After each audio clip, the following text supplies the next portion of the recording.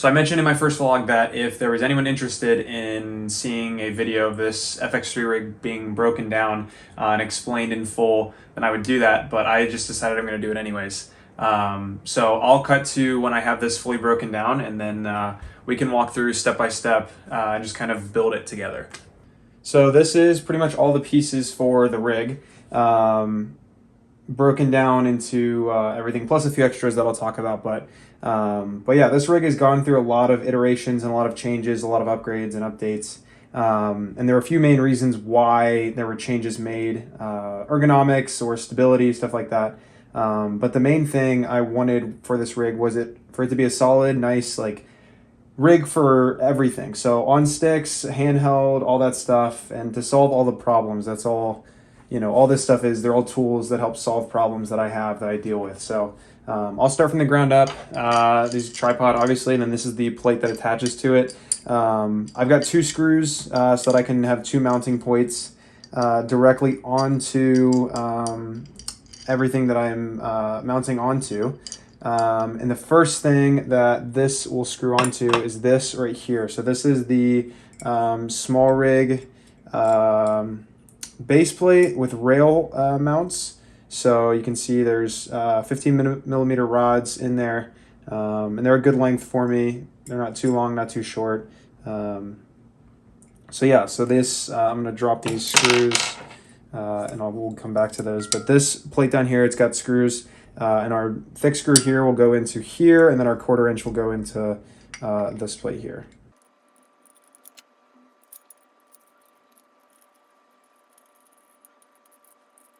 And I want to make sure that this plate is as far up on the rails as it can be, just because, especially when I'm using this bigger lens back here, I want to make sure I've got enough space for the tripod to be able to hold and balance the weight correctly. Okay, so there we go. We've got our tripod plate mounted to our base plate with two screws, so we're not going to have any rotation there, which is, again, that's a big thing that I do with all of my things. And I actually just realized I did this backwards because I need to mount this to the next piece. So I'll talk about the next piece, and then I'll take this off and redo it. But the next piece is actually this cheese plate here. So I initially had this quick release plate for my camera mounted directly onto this, but I could only attach one screw based on where the holes are on this and on that. So I bought this cheese plate that would give me two mounting points so that this doesn't rotate at all. And same thing, the cheese plate doesn't rotate on this. So I wanted to have two mounting points on everything that I did, so there'd be no rotation and no weird fidgeting that's happening while my camera's all rigged up and it's got this extra weight on it. So I'm gonna go ahead and attach this this quick release plate is attached to the cheese plate just via these two screws here. But I'm gonna go ahead and detach this so I can attach the cheese plate to this base, and then it'll be tripod plate, base plate, cheese plate, quick release. So that's the system I've got. It works great for me, and I'll put it together real quick. And the reason why the order of this matters is because I can't access these screw holes to screw into the cheese plate unless this plate is off, the Manfrotto. So yeah. And another side note, everything I'm screwing in is with this one small rig multi-tool, so this is a very handy to have. Okay, so now we've got everything screwed onto there, and then we've just got to get our Manfrotto plate back on.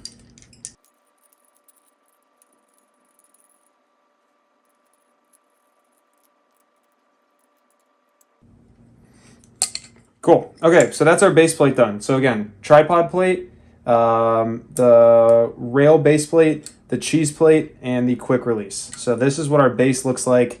And again, this quick release plate is kind of the reason why I built all of this, is because I wanted to be able to quickly take my camera out and put it in without having to unscrew stuff from my camera. So once this is built, which now it stays built. I don't assemble this every time. This piece itself is my equivalent of just a base plate. So it stays built like this, and I don't ever take it apart except for, when I'm making a video like this. So the next piece would probably be the camera. So this is the Sony FX3. I've got the small rig cage on it, plus this this top NATO rail. A few things I love about the small rig cage are this little opening here so that the battery compartment doesn't flip open. It's just a nice extra layer of security. And then the little multi-tool in the bottom just to make sure everything's all crank tight and accessible there, just with magnets, and it clamps in. I've had other ones that are they're not clamped in like this. And then I also grabbed this small rig strap. This was like $10, and this has made such a difference in the way that I shoot. I love to hold my camera from the side like this, whether I'm literally camera and a lens or whether I'm rigged out like this. I will hold this camera right here and then support either the lens or the rails or whatever. But being able to have this side grip here where my thumb's right by the record button, it's just really great ergonomics, and being able to do this and just have a little bit of extra support. This strap is awesome. I will talk all day about this strap. So this camera goes on the rails. It's a lot easier to do without the lens on because, and I actually just flipped this around before this video, I had this quick release plate flipped the other way with the tightening knob in the back, and it sits pretty far underneath here. You can see this is about where the knob was, like where my fingernail is, whereas opposed to when it's on the front, it's a lot easier to see and tighten down. And then the only reason you have to look in the back is for this little line. Hopefully you can see that on the cage, which marks as the center. So you just got to look for that, and then that's how you tighten down the camera. I'm going to make sure it's lined up back here, and then I'll go to the front and start to tighten, and I'll fine tune this as I go. I'm gonna do it like this so I can see what I'm doing.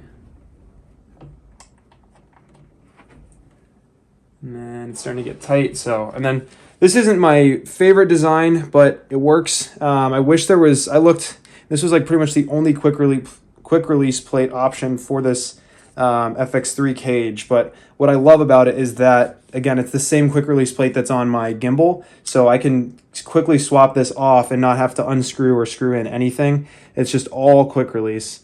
I just wish there was an easier way to tighten this knob because you have to just kind of crank it. But there we go. So camera's on there solid. We're good to go. And now we're starting to look a little bit more serious here. So the next thing I'll do is the top handle. So I actually used to use this top handle from Small Rig, and it worked great. It was awesome. The only thing I didn't like about it was that there was no front mount here. And then also when this thing broke, this little release used to be hinged, but then it broke and the spring flew out.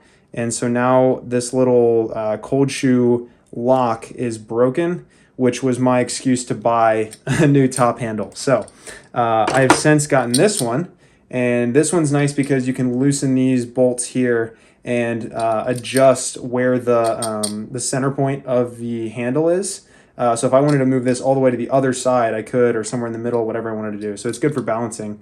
I keep mine all the way up to the front, but what's really nice about this is the RE locating pin, 3/4 inch hole here. So this screws directly into the NATO rail on top of my camera here. And then, again, just like the other one. So the other one had a slot here for an Allen key,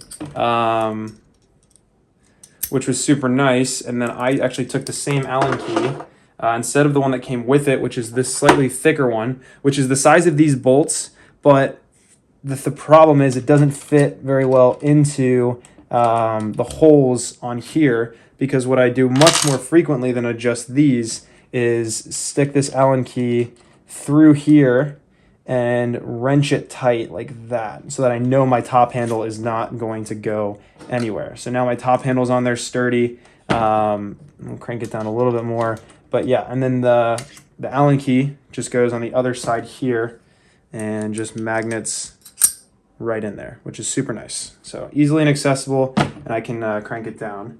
And then we'll do one more thing with the Allen key. So this is my Small Rig monitor mount, brand Small Rig right there. And I think I usually go this way with it. But again, that's a really nice thing about this top handle versus this one, is this one I'd have to go here. I'm losing some of my handling space from that. I have to kind of do a weird thing there. But here, and it's a little bit higher on the mount, but with this top handle, the monitor is lower, so it's just a less tall rig. I like my rigs to be a little bit like short and long as opposed to big and tall. Again, Allen key coming in useful. I'll get in here and there we go. And then we'll tighten this down so it's locked in there. And there we go. So now this gets to go on the front. I get all of my handling space on top. Otherwise, I'd have to mount it here. So I get all my handling space, and you can see how much extra room I have. And my monitor's lower. So that's just a few good things about this top handle versus this one, which I believe this one's older and this one's a newer model. Okay, the next thing, so I've got a few different lens options, and I'm gonna grab actually a third one. So these are my 3 lenses right here. And I've got a marked base on the lens cap. So they're all Sigma. They're all native E-mount, and I'll put the rig over here for a second. So we've got the Sigma 24-70 f2.8. This is the Mark 1. I got this within the year. So there's that. There's the Sigma 70-200. Also got this year. I got pretty much everything here I built over the last year. This is also the f2.8 version. And then this is the Sigma 50mm 1.4. This is a prime. Again, these are all native E-mount, so I don't have to use any adapters, which is nice. I got this used. These two I bought both new. This one I bought used from a friend of a friend. And I think these are both wire autofocus. This one is a true, I don't know what you call it, but it's got a true focus motor in there. So it's got stops at either side. So yeah, but these are all my 3 lenses. So I'm going to throw the 24-70 on there just because that's the one I use most often. These other 2 are kind of by use case, but just wanted to share that those are my 3 options for lenses. So, so yeah, we will grab this and then we'll get in there with the lenses.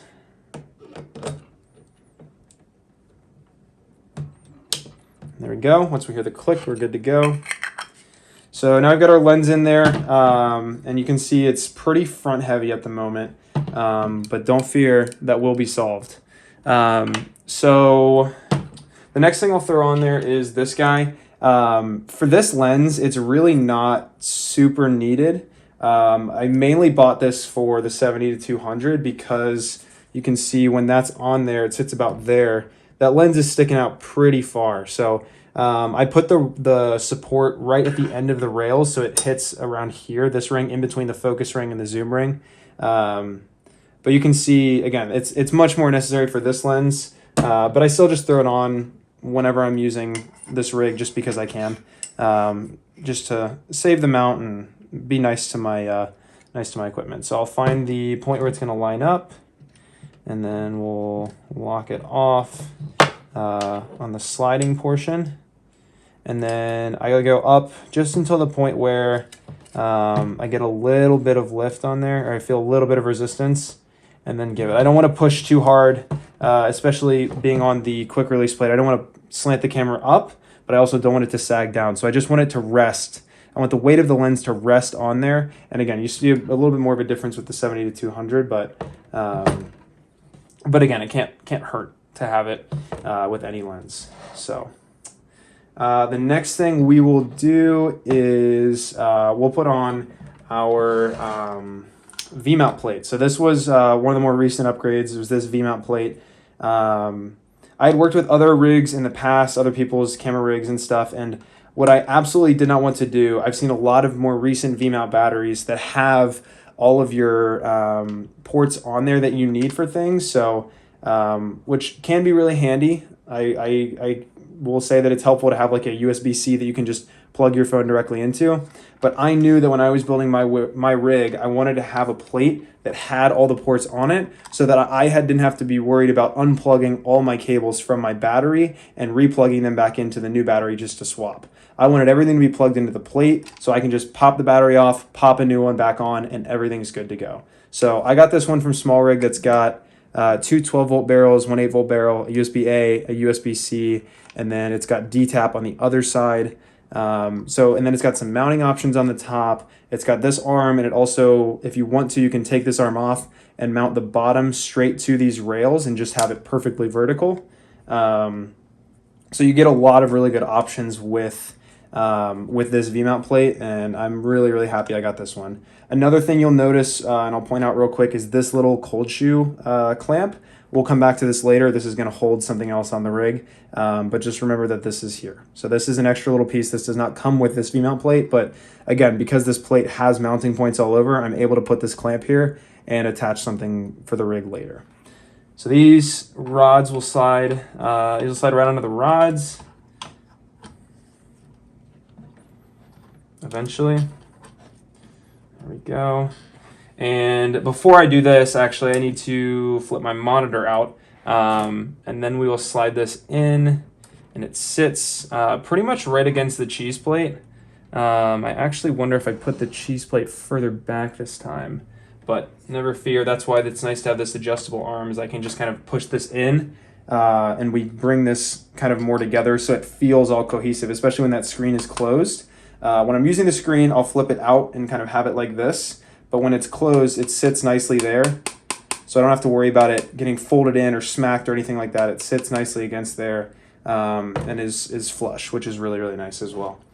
So yeah, VMount plate is on. We're gonna lock it up. I had issues in the past with these hitting the VMount plate, and also another issue that I was worried about was this button hitting the monitor, which when this was vertically just mounted straight on, I used to not use this arm in here. When it was mounted straight onto there, the monitor would hit the button, and it wouldn't, so you wouldn't be able to push it in all the way, which I wanted it to be able to sit flush against this. And before, it used to sit under the button, but then height stuff changed and it wasn't able to do that anymore because the camera was taller because of the cheese plate. Anyways, all that to say, I just use this arm in here because it's strong and holds pretty well for the most part. It's still adjustable, and it just gives me a little bit more play with exactly where I want the VMount to be placed, the plate to be placed. So plates on there, and okay, so back to this little clamp guy in here. The next thing we'll put on is this. So I've heard mixed reviews about this thing. It's the DJI Raven Eye. It's a wireless transmitter that comes with the RS2 Pro bundle, which I bought used from someone. So I just got this thrown in. But I really like it. I mean, you can't transmit to you transmit to Apple devices, or I guess you could do Android devices, but I transmit to an iPad usually with this thing. But it's still nice to have a director's monitor. It's a super cheap solution. Again, this was thrown into a bundle I got used from someone, so I didn't really pay outright for this in any capacity, but it's nice to be able to have some kind of wireless video solution. I'm looking right now at upgrading to the Hollyland system with the Pyro monitor and the Pyro transmitters. But right now, this is my wireless video solution, and it works for the most part. So I actually mount it in here on this cold shoe. I forget which way I usually face it. I think this is right. So I face it with the HDMI facing this way and the power facing this way. And let me fit that in there. Okay, there we go. So it just sits right there nicely. The monitor can still close. And it's not really obstructive to my hand. I looked for a million ways to try and mount this, and tried like back here and up here and on top of here and on the side here, but everything was like kind of blocking something. So I found this to be a really good place. I wish it could go a little lower, but it's okay. This is still a pretty good option. It still allows me to grip right here. So it's good enough. Okay, next thing we'll put on is the monitor. So I use the Atomos Ninja 5. Again, reasons why this was actually also in the bundle of things that I got used with that Ronin gimbal. So I just bought a whole bunch of stuff used for this guy. It was a great deal. I got RS2 Pro bundle with the Raven Eye and the extra little monitor mount. I got this. I got the Rode Wireless Go mics and maybe a few other things for like $650 total, which this alone brand new goes for like 500 maybe. So already, I mean, it was just an insane deal. So I couldn't pass it up, and this is the nicest monitor I have, so this is what I use. I don't really use the raw recording feature. I know I have an SSD in there. I actually got this at an insane deal too. I got it for like $25 at a used sale.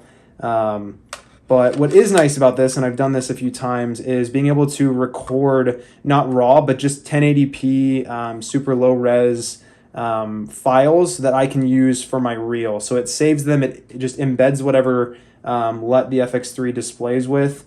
So I'm not getting the S-Log to this, even though I probably could, but I just record like 1080p, essentially proxy files that I can, if I'm not going to be able to keep the SD card that I shoot on, I'll at least be able to get some, like some version of what I've shot to put with reels, assuming I get the permission to. So this mounts onto this monitor mount. I'd love to have some kind of magic arm just to have more adjustability, but I have a pretty good range of motion for this. It can go all the way vertical, 90 degrees. It can go perfectly horizontal, plus a little bit past. So I've got a good range of motion, and if I need to rotate it, I can. So this is a pretty good solution for now, just for the monitor. And again, when I pack it away, I tend to leave it like this, which is a nice flat solution as opposed to it being stuck up on top of the top handle there. So we're looking pretty good. It's a little bit more balanced. When I get a battery on back here, it'll be a lot more balanced.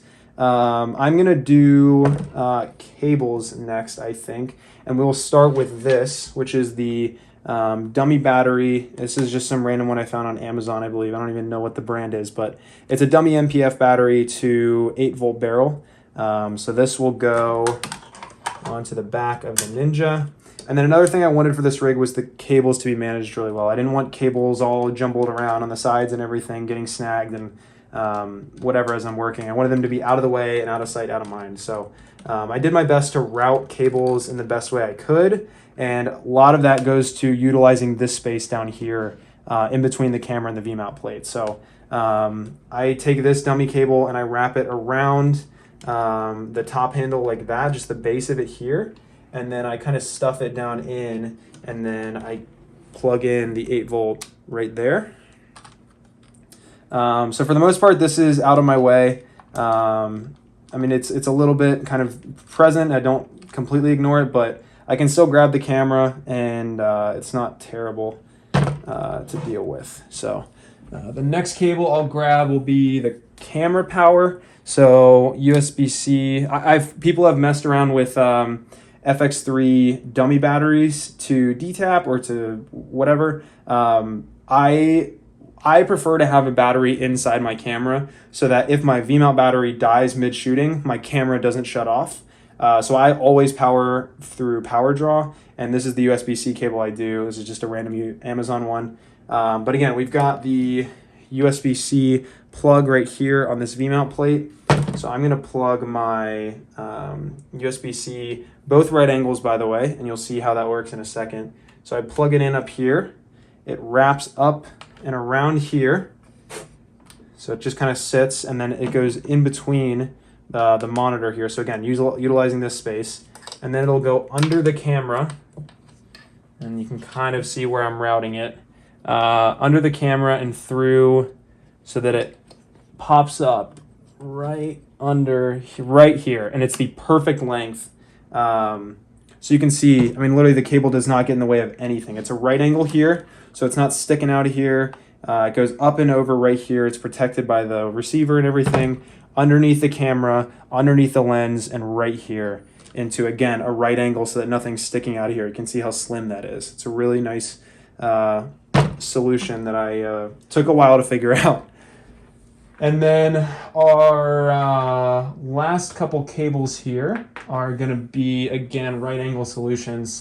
So I've got a few more cables here to put on this rig. This is a, I don't know what you call that, right angle 180 I don't know what you want to call it, 90-degree USB-A to USB-C. And what this is for is to, again, we've got one more plate, right, or one more plug right here. We're going to plug in our USB-A, and I have to lower this barrel a little bit. Right there, USB-A plugged in. And then this is going to just wrap underneath. And I forget how I usually do this. Maybe I just do it like this. Although I don't love that. I don't always charge the monitor or the transmitter, but this cable is to charge the Raven Eye. The problem with running it underneath is that it then kind of gets in the way of the monitor. So I think I'm just going to run it over top and kind of back here and hope it's just out of the way enough. I don't hate that. Again, I don't always charge this. I also don't always use this. So if this is the worst it is, if this is the worst cable that's in my way, it's not the end of the world. It's a short cable, so it stays mostly out of the way. I guess the other option would be kind of going under like that. Maybe we could even go around like this. No, it won't reach. Anyways, you can see how much time I spend troubleshooting this. Okay, so that's not bad right there at all. We'll do that so it's up and so it's below the top handle.